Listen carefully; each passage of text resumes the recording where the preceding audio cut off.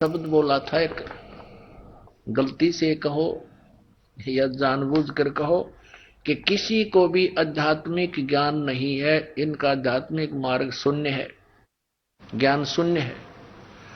तो उस समय तो आपको ऐसा खटका होगा जैसे कुनीन की फांकी ला ली। अब इस सदग्रंथ जिसको आप सर्वधार्य मानते हो, इसको पढ़कर आपको ऐसा लगा होगा कि हम कहां सोए पड़े थे, हमने खो दिया जीवन सारा। इन सदग्रंथों को पवित्र हिंदू धर्म के अनुयायी हिंदी वाले कोई पढ़ते आ रहे हैं, लेकिन कहते हैं गुरु बिन काऊ न पाया ज्ञान, जो थोथा भूछड़े मूड किसाना। गुरु बिन वेद पढ़े जो प्राणी, समझे न सार रहे ज्ञान। अब आगे थोड़ा सा और एक झलक दिखाता हूं इसी पवित्र पुराण पे, छठे स्कंद में। और ये ब्राह्मण लोग, ऋषि लोग, महर्षि कितने विद्वान थे, ये देखिएगा। श्रीमद् देवी भागवत छठा स्कंद पृष्ठ 414। और यहां देखिएगा, जन्मे जय ने पूछा, जन्मे जय ने पूछा महाभाग किस युग में कैसा धर्म का स्वरूप है, इस संपूर्ण विषय को विशेष रूप से बताने की कृपा कीजिए।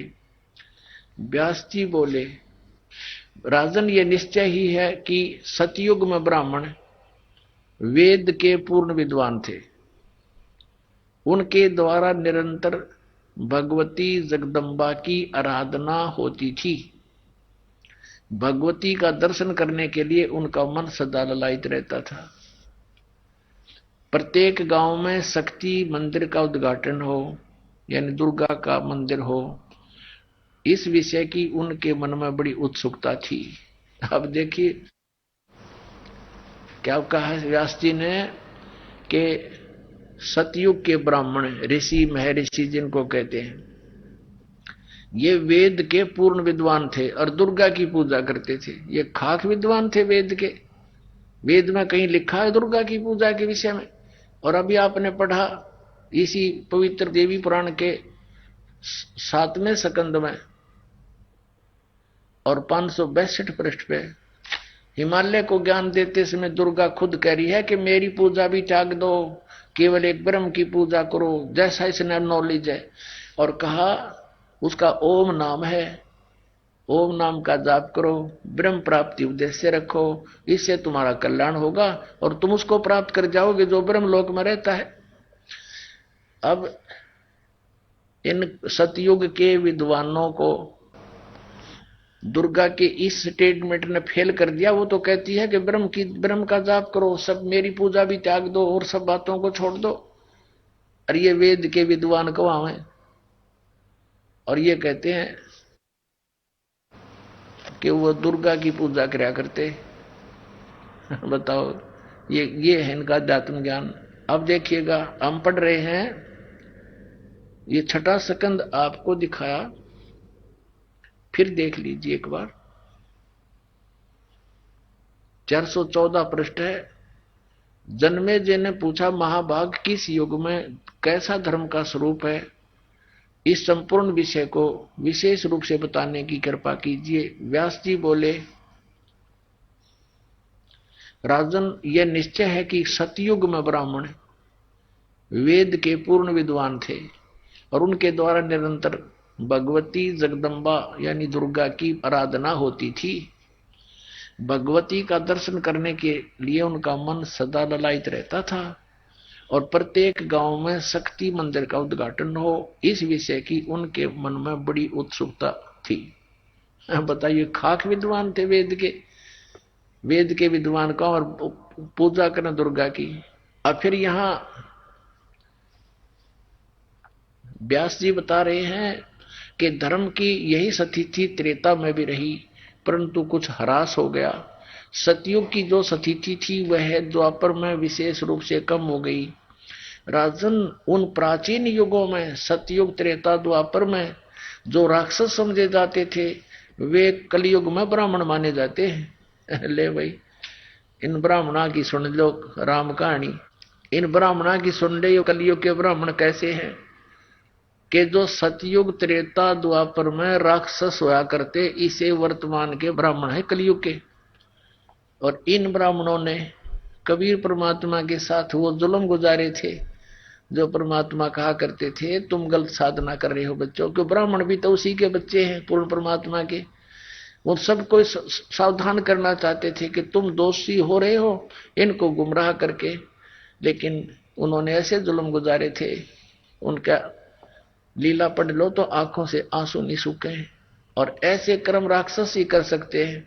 तो ये इन्हीं के पुराण भी बता रहे हैं कि वर्तमान के ब्राह्मण तो ऐसे हैं जैसे सतयुग त्रेता द्वापर में राक्षस होया करते थे। ये देखिए धर्म की यही सती थी, त्रेता में रही परंतु कुछ ह्रास हो गया था। सतयुग की जो सतीति थी वह द्वापर में विशेष रूप से कम हो गई थी। राजन, उन प्राचीन युगों में जो राक्षस समझे जाते थे वे कलयुग में ब्राह्मण माने जाते हैं। कली माने ब्राह्मण, कलयुग कली में ब्राह्मण माने जाते हैं, क्योंकि अब के ब्राह्मण कलयुग के प्राय पाखंड करने में तत्पर रहते हैं। दूसरों को ठगना, झूठ बोलना और वैदिक धर्म कर्म से अलग रहना कलयुगी ब्राह्मणों का स्वाभाविक गुण बन गया है। आज से 600 वर्ष पहले परमात्मा ने बताया था कि धर्मदास ये जग बोराना, कोई न जाने पद निर्वाणा। यही कारण मैं कथा पसारा, जग से कहिए एक राम नियारा। ये दास यदि मौखिक आपको सुनाएगा तो शायद ही विश्वास हो पाएगा कि कबीर इज गॉड, कि उस परमात्मा ने 600 वर्ष पहले ये वचन कहे थे कि ब्रह्मा विष्णु महेश नासवान हैं, जो इनकी पूजा करता उनकी मुक्ति नहीं होगी। और उस समय ये बात समझ में नहीं आई नकली ब्राह्मणों के, नकली गुरुओं के, और परमात्मा का विरोध किया था। अब पुण्यात्मा हमें परमात्मा के पहचानने में बहुत आसानी हो जाएगी कि who is God, Kabir is God. क्योंकि जिसे हम एक जन साधारण मानते थे, दुल्हा मानते थे, एक कवि मानते थे, उसने 600 वर्ष पहले अपनी अमृतवाणी में ये सारी सच्चाई लिखी हुई थी, जो वेदों पुराणों कुरानों के अंदर आज विद्यमान हमें मिली, गीता जी में मिली। तो हु इज गॉड, जो शास्त्र भी नहीं पढ़ा था और उसने सच्चाई बोल दी, तो ही इज गॉड, वो परमात्मा है। देखिएगा ये कबीर सागर, खेमरा श्री कृष्ण दास प्रकाशन, मुंबई से। कबीर पंथी भारत पथिक स्वामी युगलानंद बिहारी द्वारा प्रस्कृत, मुद्रक एवं प्रकाशक खेमरा श्री कृष्णदास, अध्यक्ष श्री वेंकटेश वर प्रेस, खेमरा श्री कृष्णदास मार्ग, मुंबई। ये है ज्ञान बोध नामक अध्याय है और बोध सागर एक खंड है। इसके 21 पृष्ठ पे हम आपको सुनाते हैं। परमात्मा ने कहा, धर्मदास ये जग बोराना, कोई न जाने पद निर्वाणा। निर्वाणा माने मोक्ष मार्ग, किसी को ज्ञान नहीं। निर्वाण माने मोक्ष। यही कारण मैं कथा पसारा, जग से कहिए राम नियारा। ये मिसप्रिंट कर रखा है इन कबीर पंथियों ने, अज्ञानता के कारण कई अक्षर बदल रखे हैं। ये राम है। यही ज्ञान जग जीव सुनावो, सब जीवों का भरम नसाओ।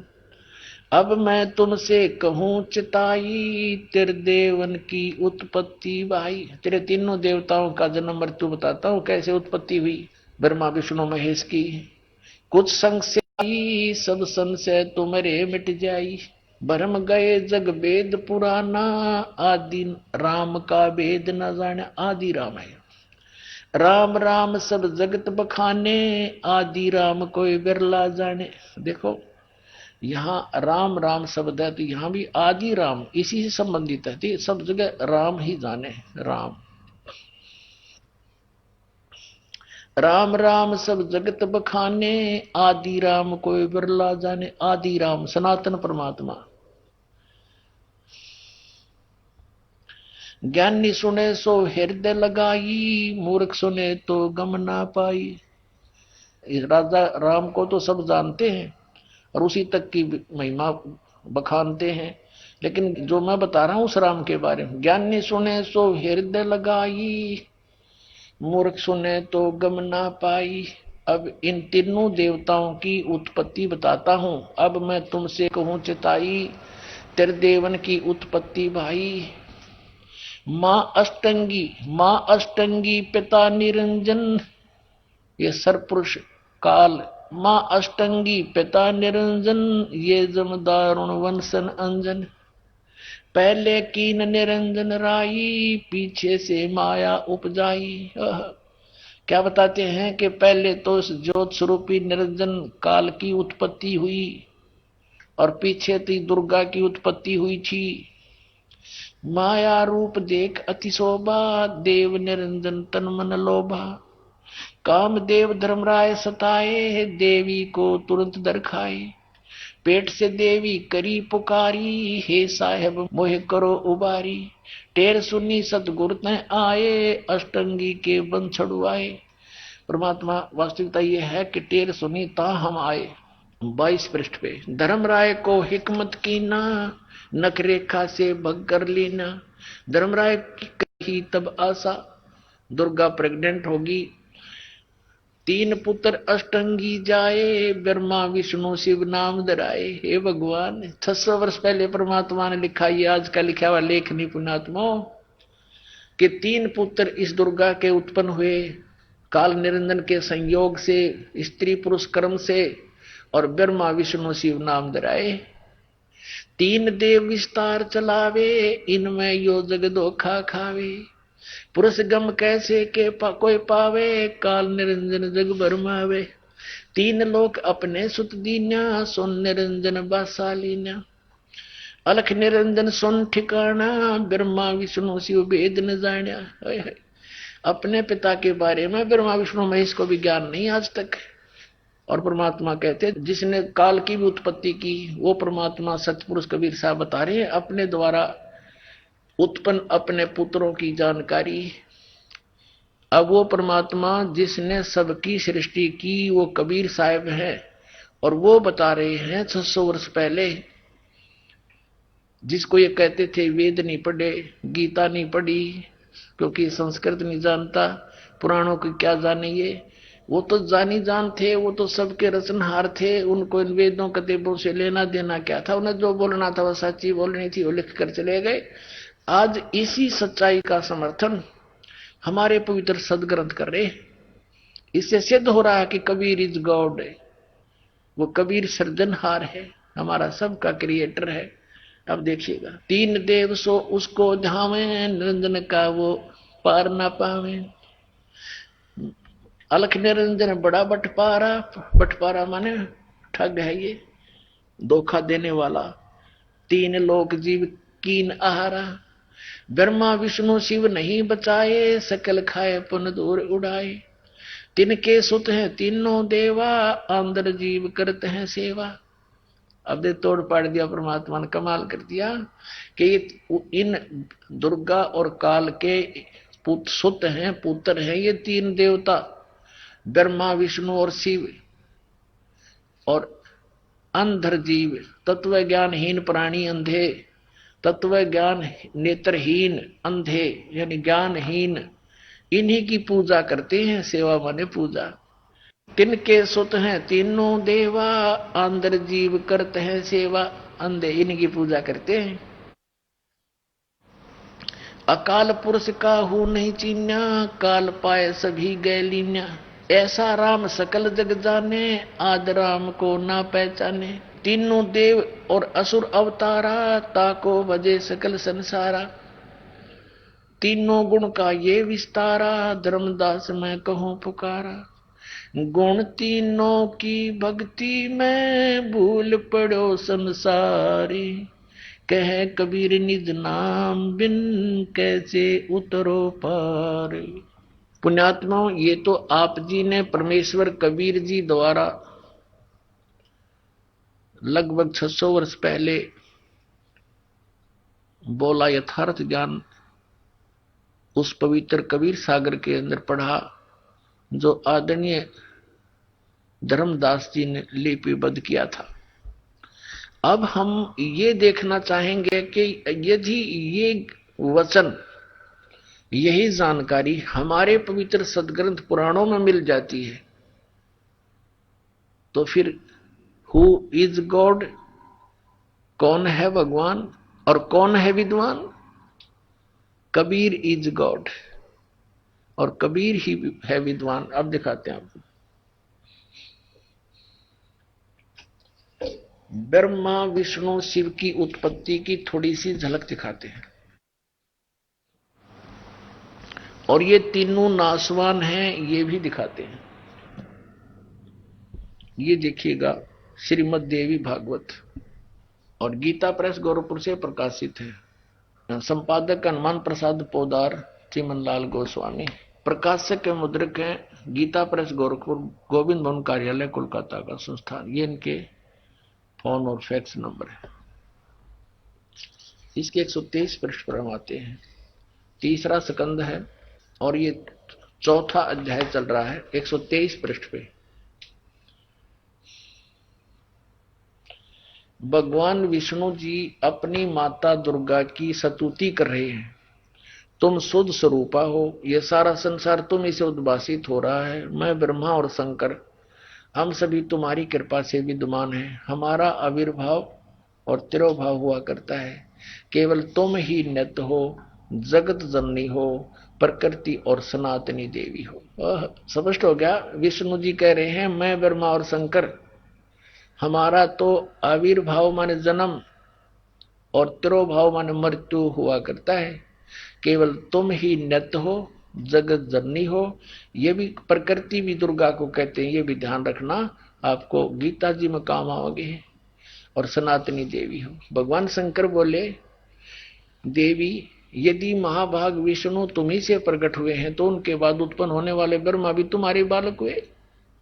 फिर मैं तमोगुणी लीला करने वाला शंकर क्या तुम्हारी संतान नहीं हुआ? अर्थात मुझे भी उत्पन्न करने वाली तुम ही हो शिवे। संपूर्ण संसार की सृष्टि करने में तुम बड़ी चतुर हो। अपने आत्माओं, ये तो एक सदग्रंथ तो वन है। वन हमने जितनी जड़ी की जरूरत है वो निकाल लेंगे, औषधि बना लेंगे। बाकी वन का हम क्या करेंगे? ये देखना, वो औषधि निकाल रखिए। इस संसार की सृष्टि, स्थिति और संहार में तुम्हारे गुण सदा समर्थ है। इन्हीं तीनों गुणों से उत्पन्न हम रजगुण ब्रह्मा, सतगुण विष्णु, तमगुण शिव जी, ब्रह्मा विष्णु शंकर नियमानुसार कार्य में तत्पर रहते हैं। अपने आत्मा इस पवित्र देवी पुराण के इस थोड़े से विवरण में कितने कंसेप्ट क्लियर कर दिए? 5। नंबर 1 तो ये हो गया कि ब्रह्मा विष्णु महेश नासवान है। दूसरा ये हो गया कि इनकी जन्म मृत्यु होती है। तीसरा ये हो गया कि दुर्गा इनकी माता है। और चौथा ये हो गया कि प्रकृति भी दुर्गा को कहते हैं। और 5वां ये हो गया कि रजगुण ब्रह्मा, सतगुण विष्णु, तमगुण शिव जी। और छठा ये हो गया कि ये केवल नियमित कार्य ही कर सकते हैं। जिसका जैसा कर्म है उतना ही दे सकते, उसमें कोई परिवर्तन नहीं कर सकते, ना घटा सकते ना बढ़ा सकते। तो ये 5 कंसेप्ट क्लियर हो गए। चाहे न 6 कह लो, क्योंकि दुर्गा इनकी माता है, इनका जन्म मृत्यु होता है। और ये अविनाशी नहीं, जन्म मृत्यु होता है तो अविनाशी भी नहीं है, तो इसको हम एक ही गिन लेते हैं। तो ये 5 कंसेप्ट क्लियर हो गए थोड़े से विवरण में। अरे 5500 वर्ष हो गए इनको कागज पर लिखे हुए को, इन सदग्रंथों को। और आज तक ये हमारे धार्मिक गुरु ये नकली कख नहीं बता सके। हमारे उवाबाई भक्ते श्री कृष्ण जी अखिल ब्रह्मांड के स्वामी हैं, अखिल ब्रह्मांड के नायक हैं। श्री कृष्ण स्वयं भगवान है, इसके अतिरिक्त कोई भगवान ही नहीं है। इन्हें कख का पता है? उवाबाई बक रहे हैं, दुनिया को मूर्ख बना दिया, काल के मुंह में फंसा दिया, सब भूत बनवा दिए, शास्त्र विरुद्ध साधना करवा के।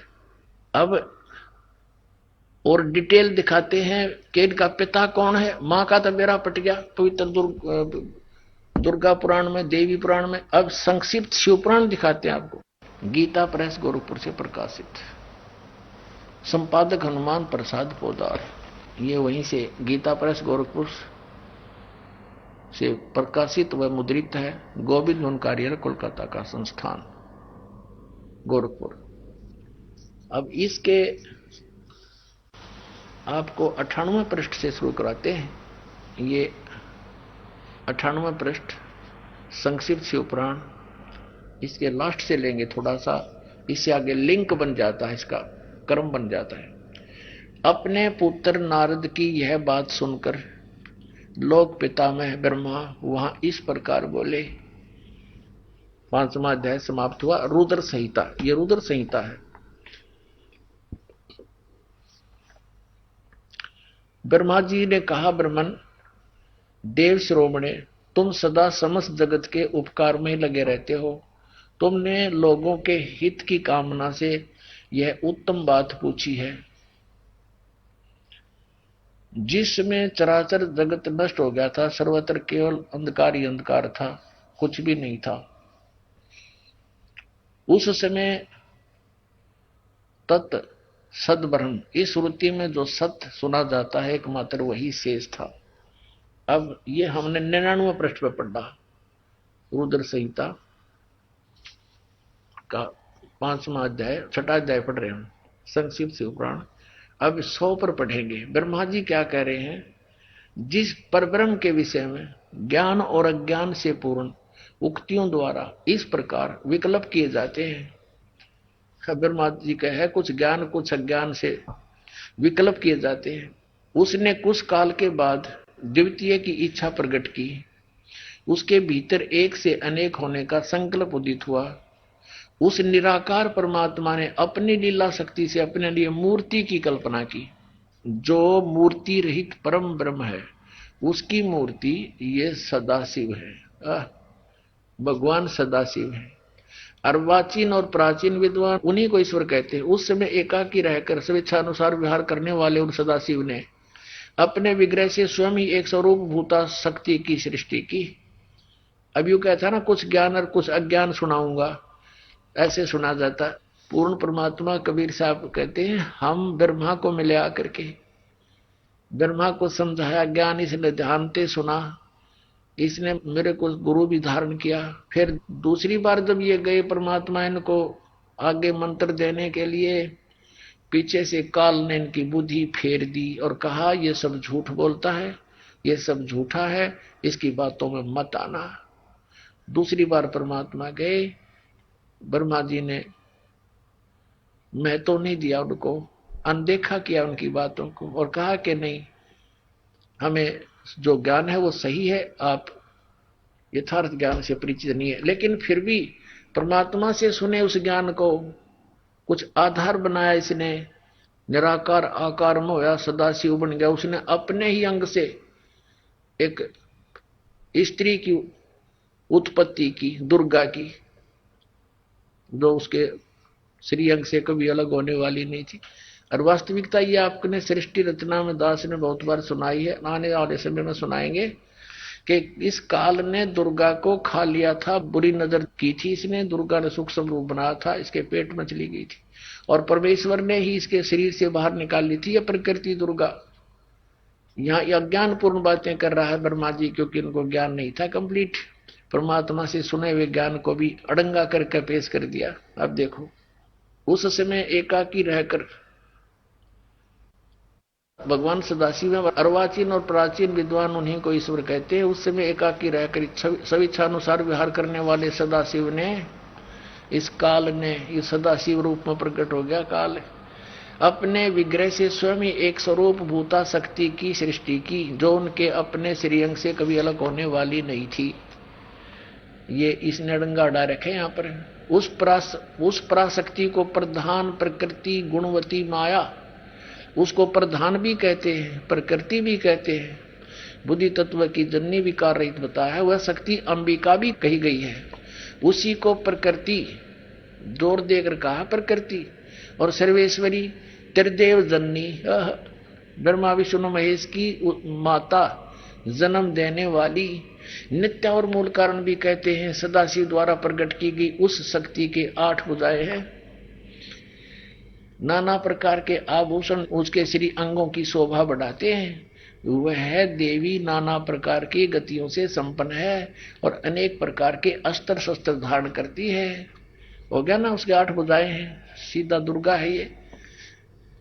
एकाएकिनी होकर भी वह माया संयोग वसात अनेक हो जाती है। वे जो सदाशिव हैं उन्हें परम पुरुष ईश्वर शिव शंभु और महेश्वर कहते हैं। अब हम रुद्र संहिता पढ़ रहे हैं और 6ठा अध्याय 101 पृष्ठ पर आ गए हैं। वे अपने सारे अंगों पर भस्म रमाए रहते हैं। उन काल रूपी ब्रह्म ने एक ही समय शक्ति के साथ, ये नाथ गलत प्रिंट है, शक्ति यानी दुर्गा के साथ शिवलोक नामक अक्षेत्र का निर्माण किया था। उस उत्तम अक्षेत्र को काशी कहते हैं। वह परम निर्वाण या मोक्ष स्थान है जो सबसे ऊपर विराजमान है। वे प्रिया और प्रियतम रूप शक्ति और शिव, वो पति पत्नी रूप में दुर्गा और ये काल रूपी शिव, या आ गया ना। उस काल रूपी ब्रह्म ने, काल रूपी ब्रह्म कहो चाहे सदा शिव कहो, ये प्रिया और प्रियतम शक्ति और शिव जो परमानंद स्वरूप हैं, उस मनोरम अक्षेत्र में काशी में नित्य निवास करते हैं। मुने शिव और शिवा ने प्रलय काल में भी, यानी दुर्गा और इस काल रूपी ब्रह्म ने, काल ने उस अक्षेत्र को अपने सानिध्य से मुक्त नहीं किया, कभी भी मुक्त नहीं किया, वहीं रहते हैं। देवर से एक समय उस आनंद वन में रमण करते हुए शिवा और शिव के मन में यह इच्छा हुई कि किसी दूसरे पुरुष की सृष्टि करनी चाहिए, जिस पर यह सृष्टि संचालन का महान भार रखकर हम दोनों केवल काशी में रहकर सब इच्छा अनुसार विचरें और निर्वाण धारण करें।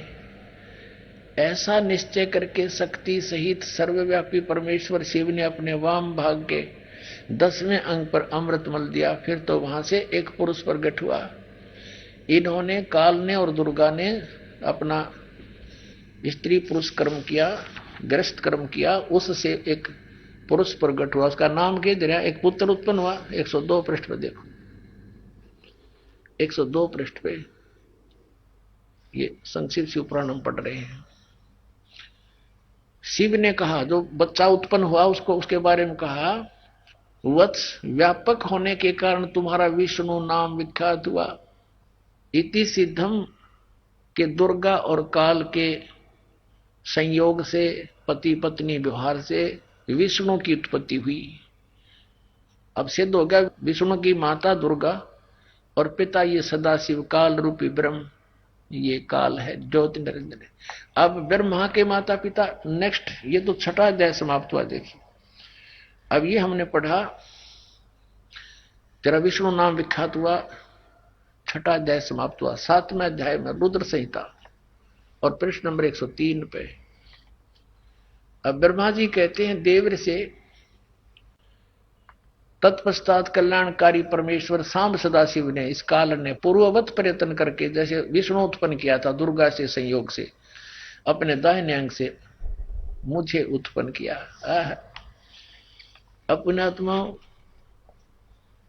अब यहां ये अनुवाद करता शर्मा गया कि शिव से शिव की उत्पत्ति कैसे लिखूं, तो यहां तक टाल मटोल कर गया। कहते हैं परमात्मा कहते हैं, चोर चुरावे तुमबड़ी गाड्डे पानी में, वो गाड्डे हुआ ऊपर आवा, सच्चाई छनी ना। किसी चोर ने किसी दूसरे का तुम्बा चुरा लिया, सूखा,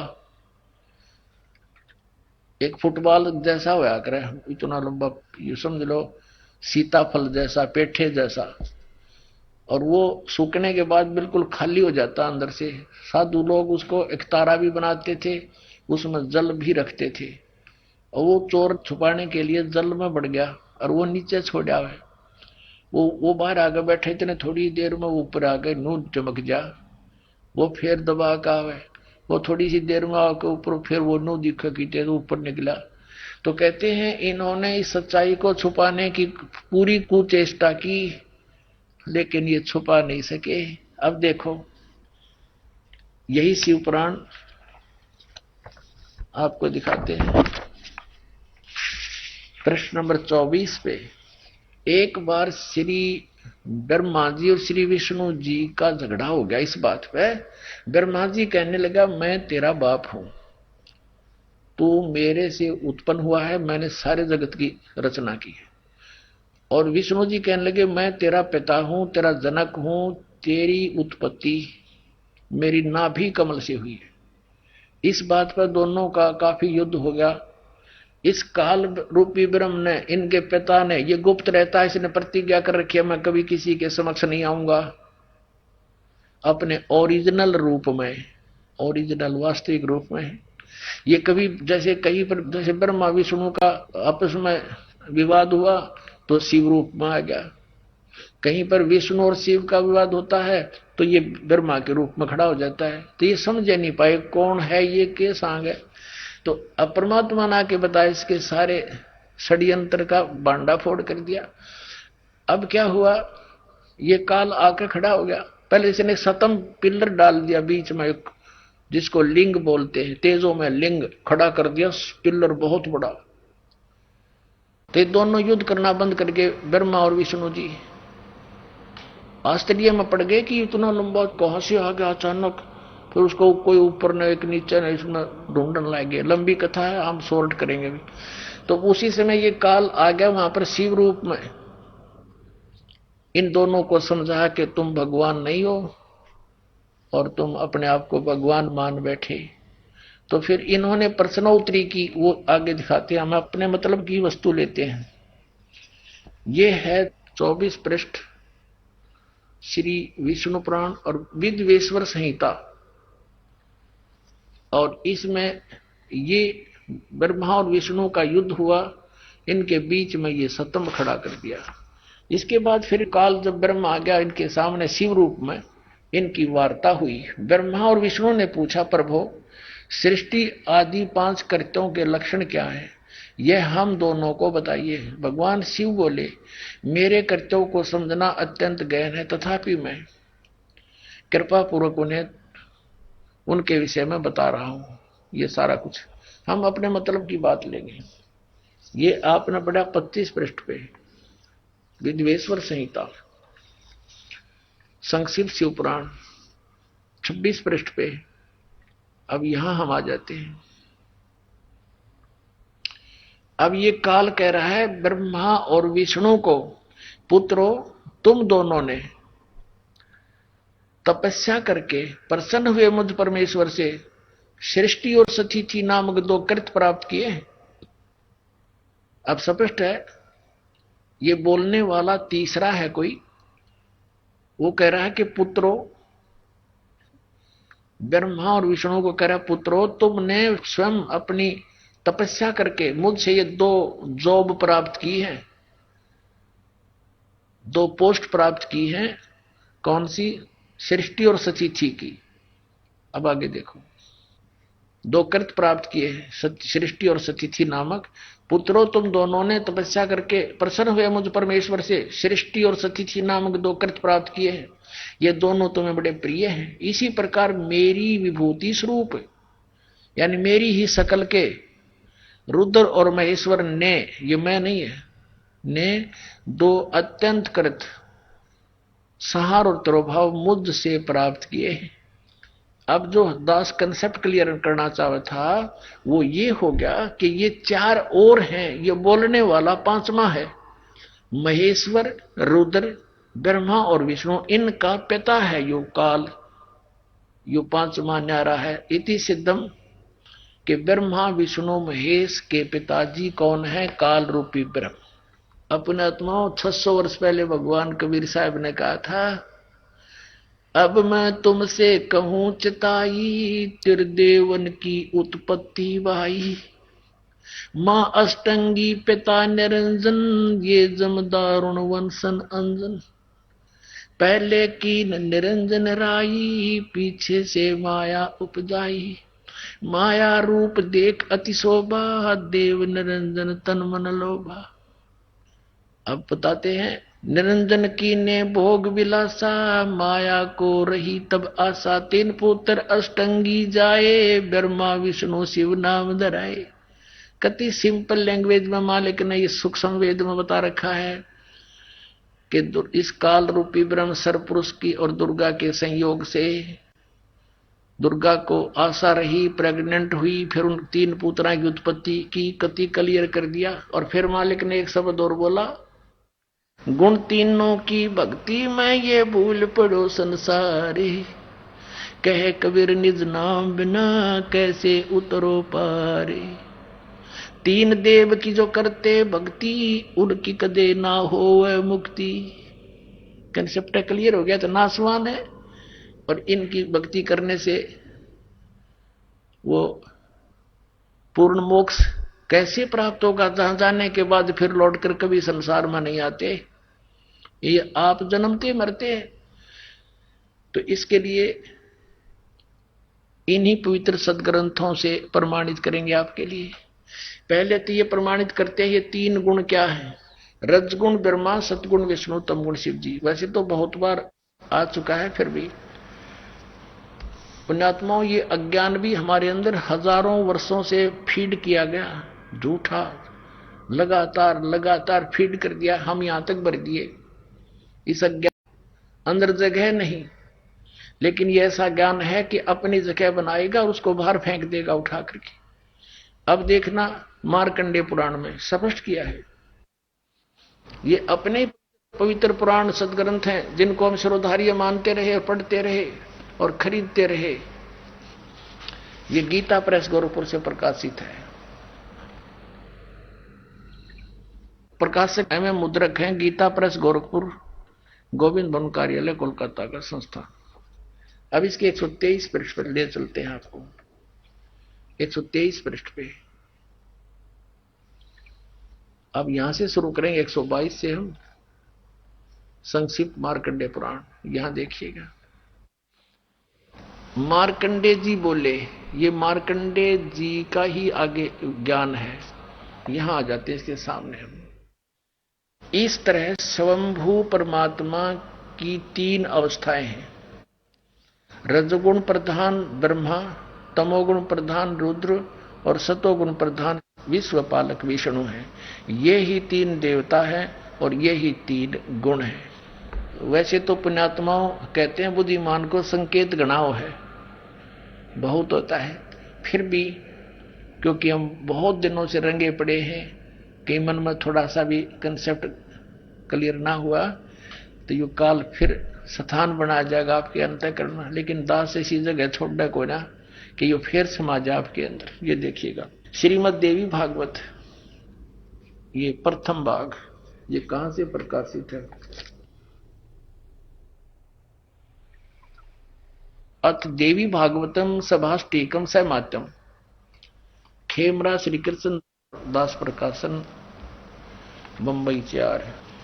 अब हम इसके यहां आते हैं, ये है अथ श्री मद देवी भागवते भाषा टीका युक्ते तृतीय स्कंद है सप्रारंभते, ये 3रा स्कंद प्रारंभ। इसके हम 11 पृष्ठ पर ले चलते हैं आपको। ये 11 पृष्ठ है और ये 3रा स्कंद है, भाषा टीका तृतीय स्कंद, अध्याय 5। ये अध्याय 5 का ये 7वां श्लोक यहां समाप्त हुआ और 8वां प्रारंभ होता है। भगवान शंकर कहते हैं, हे माता, यदि हमारे ऊपर सदा आप दया युक्त हो तो हमको तमोगुण में किस प्रकार प्रदान किया है, और ब्रह्मा रजोगुण और हरि सतगुण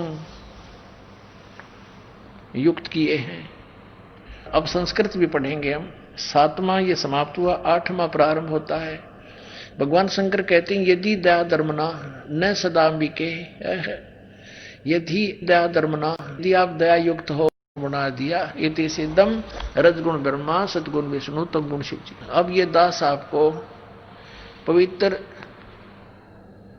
श्रीमद् भगवद गीता के अंदर दिखाएगा, गुण तीनों की भक्ति में ये भूल पड़ो संसारे, कह कबीर निज नाम बिना कैसे उतरो पार। 3 देव की जो करते भक्ति, उनकी कदे ना हो मुक्ति। तभी तो हमारे सारे पूर्वज भूत बनवा दिए नज्ञानियों ने। और फिर हमारे से श्राद्ध कटवाओ, तुम्हारे पिताजी स्वर्ग में भूखे हैं। अरे नकलियो, स्वर्ग में जब कुछ है ही नहीं, वो स्वर्ग कहाँ हो गया जिसमें भूखे मरे हमारे पूर्वज? बोला स्वर्ग भेज दिए, गति कर दी उनकी, सारे क्रियाक्रम करे पाछे। और फिर न कहो भूखे हैं उनको ये दान करो, किसा मूर्ख बना रखा था इन्हें। अब ये देखिएगा श्रीमद् भगवत गीता अध्याय नंबर 7 का जयदयाल गोविंद का, इसके अनुवादक हैं गीता प्रेस गोरखपुर से ये छपी है।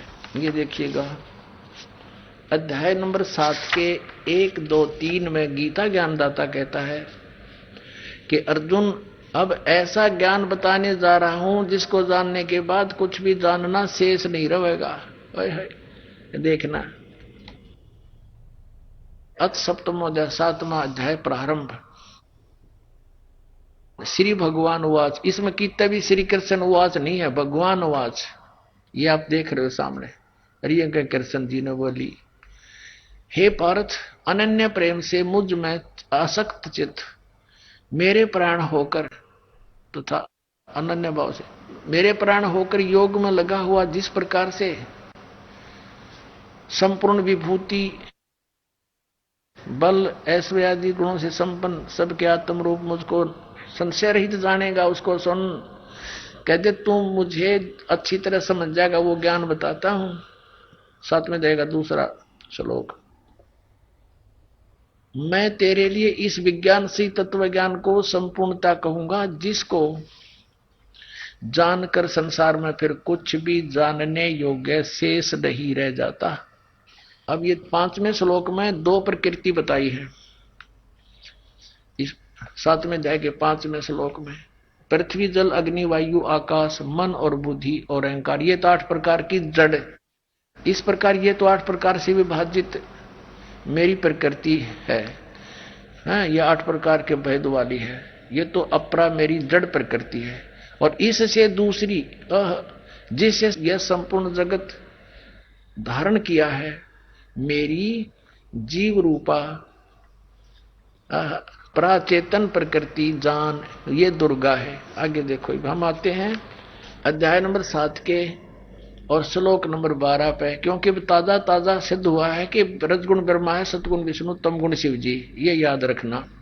अब ये गीता ज्ञान दाता ब्रह्म है, काल है, और ये कह रहा है कि और भी जो सतगुण से उत्पन्न होने वाले भाव हैं, सतोगुण यानी विष्णु से सतिथि, और जो रजगुण से तथा तमगुण से, रजगुण ब्रह्मा जी से उत्पत्ति, तमोगुण से संहार शंकर जी से, तमगुण शंकर से संहार होने वाले भाव हैं, उन सबको मुझसे ही होने वाले हैं ऐसा जान, परंतु वास्तव में उनमें मैं और वे मुझ में नहीं है। अब पुण्यात्माओं, इस काल भगवान को 1,00,000 मानव शरीरधारी प्राणियों के शरीर से निकले गंध को खाने का श्राप लगा हुआ है, जिस कारण से इसने अपने तीनों पुत्रों को ये यहाँ की व्यवस्था दे रखी है कि ब्रह्मा जी रजोगुण है, जिसके प्रभाव से हम संतानों उत्पत्ति करते हैं, सभी प्राणी विवश होकर के, जीव के बस की नहीं। श्री विष्णु जी के सतोगुण के प्रभाव से हम एक दूसरे में जकड़े हुए हैं, हमारे अंदर इतनी ममता भर रखी है, हमारे बस का नींद से दूर हो सके।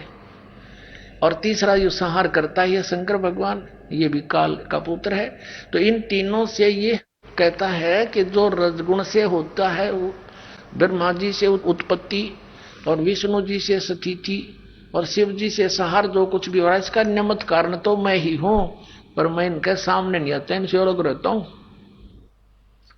अब आगे चलते हैं, देखिएगा अध्याय नंबर 7 और श्लोक नंबर आपने 12 पढ़ दिया।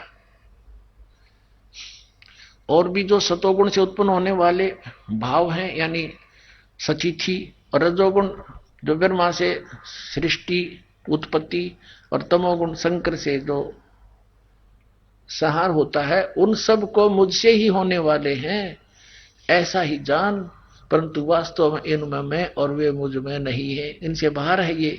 अब 13वें में कहा है कि गुणों के कार्य रूप सात्विक राजस और तामस, इन तीनों प्रकार के भाव से, यानी इन्हीं के ऊपर आसक्त ये सारा संसार प्राणी समुदाय मोहित हो रहा है, इन तक सीमित है ब्रह्मा विष्णु महेश तक। इन तीनों गुणों से, रजगुण ब्रह्मा सदगुण विष्णु तम गुण शिव जी से परे मुझ अविनाशी को नहीं जानता। ये कहते हैं इनसे ऊपर हूं मैं, अलग हूं। अब आगे देखो, अब 14 में मैं कमाल कर दिया, श्लोक नंबर 14 7वें अध्याय का।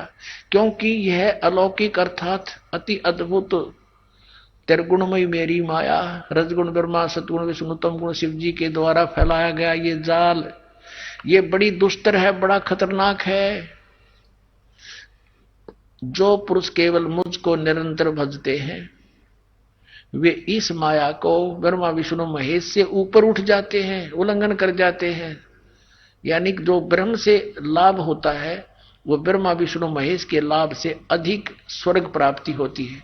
अब यहां कहते हैं 15वें श्लोक में कमाल कर दिया 7वें अध्याय के गीता जी में, माया के द्वारा जिनका ज्ञान हरा जा चुका है, रजगुण ब्रह्मा सतगुण विष्णु और तमगुण शिव जी रूपी इस त्रिगुणमयी माया द्वारा जिनका ज्ञान हरा जा चुका है, जो केवल इन्हीं की भक्ति तक सीमित है, इनसे आगे किसी की सुनना नहीं चाहते। आसुर स्वभाव, राक्षस स्वभाव को धारण किए मनुष्यों में नीच और दूषित कर्म करने वाले मूढ़ लोग, मूर्ख, माम न प्रपदंते, मुझको नहीं भजते। यानी जो ब्रह्मा विष्णु महेश तक की भक्ति में लगे रहते हैं, उनके बारे में क्या बताया है कि असुर स्वभाव को धारण किए हुए मनुष्यों में नीच और तरह के जो वही हो, और दूषित कर्म करने वाले मूर्ख लोग। पुण्यात्माओं, परमात्मा ने 600 वर्ष पहले कहा था, 3 देव की जो करते भक्ति उनकी कदे ना होवे मुक्ति। और गीता जी ने तो इनको क्या संज्ञा दे दी आपके समक्ष है, इस ब्रह्मा विष्णु रजगुण ब्रह्मा सतगुण विष्णु तमगुण शिव जी के पुजारियों को। आइए अब हम उन श्रद्धालुओं के अनुभव जानते हैं जो जगत गुरु तत्वदर्शी संत रामपाल जी महाराज जी से दीक्षा प्राप्त कर चुके हैं तथा उनके द्वारा बताए गए भक्ति मार्ग पर चल रहे हैं। नमस्कार सर। सत साहेब जी। सर क्या नाम है आपका? देवेंद्र दास जी। कहाँ के रहने वाले हैं? पानीपत अशोक बिहार का जी। संत रामपाल जी महाराज से नाम दीक्षा आपने कब ली? सन 1998 में जी। संत रामपाल जी महाराज से नाम दीक्षा लेने से पहले आप क्या भक्ति साधनाएं करते थे? हम जी देव देवताओं की भक्ति करते थे जी, हनुमान की पूजा करते थे, भोले शंकर की पूजा करते थे जी। और 2 बार जी मैं कावड़ भी लिया, एक बार हरिद्वार से कावड़ लिया, एक बार गोमुख से कावड़ लिया जी। तो फिर इन सब परेशानियों के बीच आपको संत रामपाल जी महाराज की जानकारी कहाँ से मिली? बस जी मतलब एक मेरा दोस्त है, मेरे साथ नौकरी करता है जी। मैं दिल्ली परिवहन निगम में ड्राइवर के रूप में नौकरी करता था। एक मेरा साथी है, उसने नाम ले रखा था गुरुजी रामपाल जी महाराज से। और तो मेरे को कहने लगा भाई आज मेरा सत्संग होगा घर पर, सत्संग में आना शाम को। मगा भाई आऊँगा। मैं अपनी भगतमती को लेकर उसके घर चला गया सत्संग में। वहाँ रात को सत्संग होया, फिर अगले दिन मैंने छुट्टी कर ली जी। मका भैया तो सत्संग बहुत अच्छा लगा। फिर मैं सुबह नहा धो गए आ गया जी। उस टाइम पर भगत बहुत कम हो रहे थे जी, 15-20 भगत थे। ऊपर गुरु रामपाल जी महाराज आसन पर बैठे थे अकेले। मैं उनके साथ गया, 1 घंटा में उनसे खूब बातचीत हुई मेरी गुरुजियों से। बोला बेटा नाम ले ले, इससे बड़ा और कुछ भी नहीं है। मगा जी ठीक है, मैं कोई नशा भी नहीं करता हूँ और मैं नाम आपसे नाम लूँगा और मेरी भगतमती भी लेगी। बोला बेटा ये तो बहुत अच्छी बात है, अकेला नाम लेता है या तो वीर नाट जाती या मर्द नाट जाता, आप दोनों अकेले नाम लेते हो, बहुत अच्छी बात। रामपाल जी महाराज से नाम ले लिया। उससे पहले जी मैं बहुत ही बीमार आ रहा था, सन 82-83 से मेरा नज़ला हो गया था। फिर मैं ऐसा बीमार हो गया जी, मैं चलने में भी दिक्कत आने लगी, मेरा सांस चढ़ने लगी। मैंने ऑल इंडिया मेडिकल में इलाज करवाया, वहाँ मेरे को कोई ठीक सा नहीं हुआ। उसके बाद मैंने सरकारी हॉस्पिटल में सोनीपत इलाज करवाया। जो भी जाई देसी दवाई अंग्रेजी दवाई मैं वहीं चला जाता। फिर हमारा एक अपना डॉक्टर था जिससे हम दवाई ले लिया आते थे। उसके पास वहाँ से दिल्ली से इंजेक्शन मिलेंगे, वो इंजेक्शन लिया और 2 महीने में तेरा कोर्स पूरा करूँगा। मैं जी वहाँ से 200 इंजेक्शन लेकर आया। उन्होंने 2 महीने में मेरे नस में, हाथ की नस में 200 इंजेक्शन लगा दिए। उनसे मैं ऐसा हो गया जी, मैं बिल्कुल पीला हो गया, मेरी देह में खून भी नहीं रहा। मैं पूरी रात खाट पर 3 सोड लगा के सिराने और मैं बैठ कर सोया करता जी। जब भगत मती की आँख खुलती और तब आँख मीज लेता, ना तो वह मेरे को देख कर रोने लग जाया करती है, अब क्या होगा। और मैं भगवान से ये अरदास करा था, हे भगवान मेरे को 3 साल मांगे दे दे, मैं अपनी लड़की की शादी कर दूंगा। पर जी मेरा मतलब कोई भी आराम नहीं होया। फिर अपने दोस्त के घर पर आया मैं, वहां संत रामपाल जी महाराज से नाम लिया हमने दोनों, भगतमती ने अपने मन ने भेजी। सर, जो भी श्रद्धालु संत रामपाल जी महाराज से नाम दीक्षा लेते हैं उनको आध्यात्मिक, भौतिक, शारीरिक, मानसिक लाभ जरूर होते हैं, तो क्या आपको भी कोई लाभ प्राप्त हुए संत रामपाल जी महाराज से नाम दीक्षा लेने के बाद? जी मेरे को बहुत लाभ प्राप्त हुए जी। एक तो मैं इतना मतलब मेरे को डॉक्टरों ने जवाब दे दिया था कि भाई 15-20 दिन में खत्म हो जाएगा, मेरे को दाखिल भी नहीं करे थे, जो कि मैंने नाम लेने से गुरु जी ने, संत रामपाल जी महाराज ने मेरे सिर पर आशीर्वाद रखने से मन आज तक मैं कोई भी दवाई नहीं खाता, मेरे फेफड़े भी ठीक हो गए। डॉक्टरों ने जी मेरे को फेफड़े खत्म हो गए ऐसे बोला, अगर भाई तेरे फेफड़े खत्म हो गए हैं, तू ठीक नहीं हो सकता, कहीं से दवाई ले ले। संत रामपाल जी महाराज के नाम मात्र लेने से, आशीर्वाद लेने से मेरे फेफड़े भी ठीक हो गए जी, मैं बिल्कुल स्वस्थ हो गया। अब मैं कोई दवाई भी नहीं लेता। और मैंने डीटीसी में, दिल्ली परिवहन निगम में मैं ड्राइवरी की नौकरी करी मैंने जी। उसके बाद मेरा जी प्रमोशन हो गया 4 साल, अब मैं रिटायर हो गया हूँ जी। एक दूसरा चमत्कार और है, मतलब मैं गाड़ी चला रहा था, गाड़ी चलाते चलाते मैं अपना समन करता रहा करता, अचानक एक मोड़ से एक मोटरसाइकिल वाला आया और पिछले टायर के आगे मोटरसाइकिल भी और वो आदमी भी नीचे घिसरता हुआ कम से कम 8-10 फुट तक घिसरता चला गया। सतगुरु रामपाल जी महाराज की दया से मोटरसाइकिल के ऊपर गाड़ी नहीं चढ़ी। फिर सवारियां ने एकदम शोर पचाया, आदमी मर गया। मैंने एकदम ब्रेक मारे, मैं नीचे उतरा, वो मेरे से पहले खड़ा हो गया और मोटरसाइकिल उठा ली उसने। मैंने सतगुरु रामपाल जी महाराज के मांग में फोटो लगाए रहा था आगे, मैंने हाथ जोड़े, भाई मालिक आज यार मेरे को मतलब इस काल से बचा दिया आपने, ना मेरी नौकरी में खतरा हो जाता। सतगुरु रामपाल जी महाराज ने मेरे को उस काल से बचाया। दूसरा एक और चमत्कार हुआ जी, मेरा मतलब लड़के को लड़का हुआ था, उसको 20-25 दिन का था, उसका ये सूंडी कम से कम 3-4 इंच लंबी होगी और अंगूठे से भी मोटी। जो देखो इनको भाई तो बच्चा मतलब खत्म हो गया, सूंडी फूट जाएगी ऐसे होगा। मैं उसको जहाँ पैदा होया था उस हॉस्पिटल में ले गया कृष्णावती में, वो डॉक्टर देख कर बोला भाई मेरे बस का नहीं है, इसको बच्चों वाले हॉस्पिटल में ले जा। मैं वहां से फिर बच्चों वाले हॉस्पिटल में ले गया, मित्तल हॉस्पिटल में।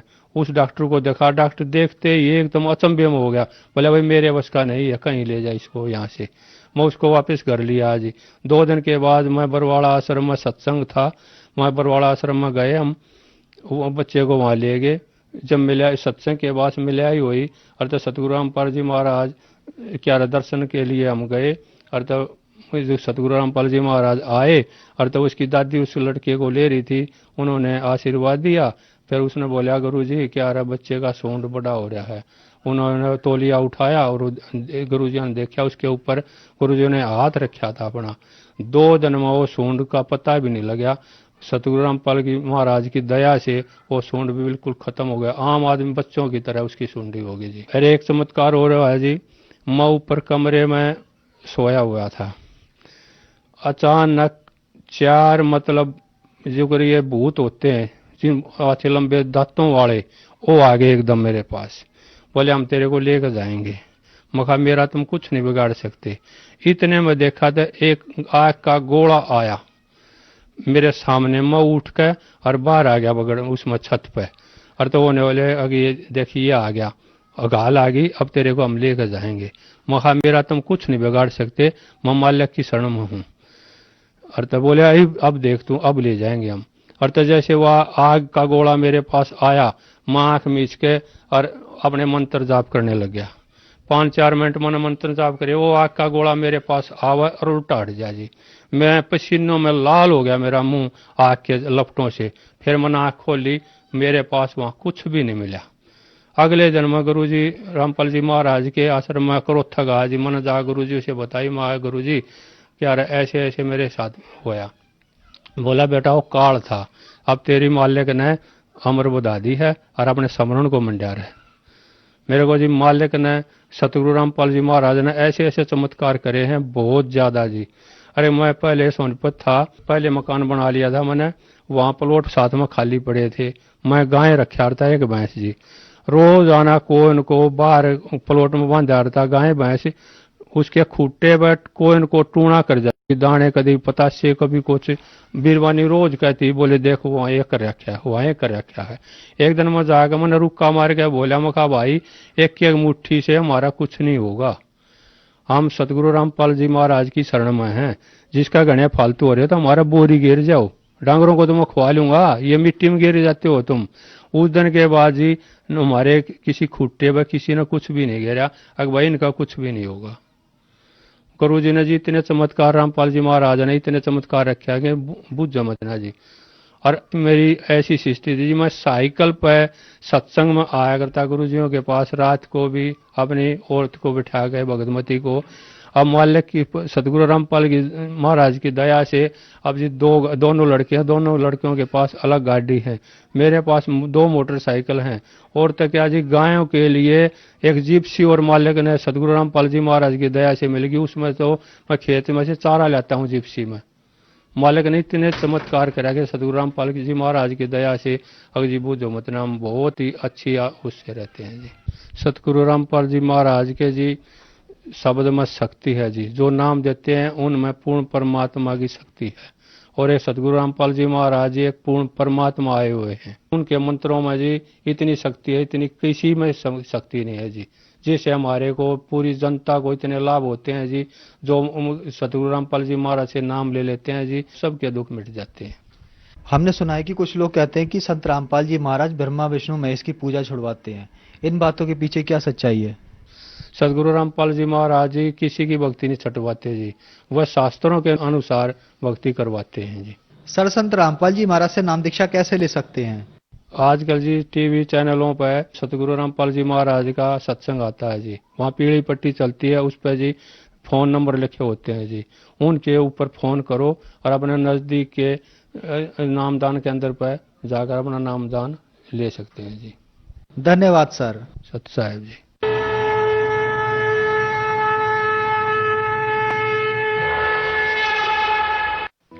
आप सुन रहे थे जगत गुरु तत्वदर्शी संत रामपाल जी महाराज के मंगल प्रवचन। अधिक जानकारी के लिए संपर्क करें 8222-880-541 8222-880-542 8222-880-542।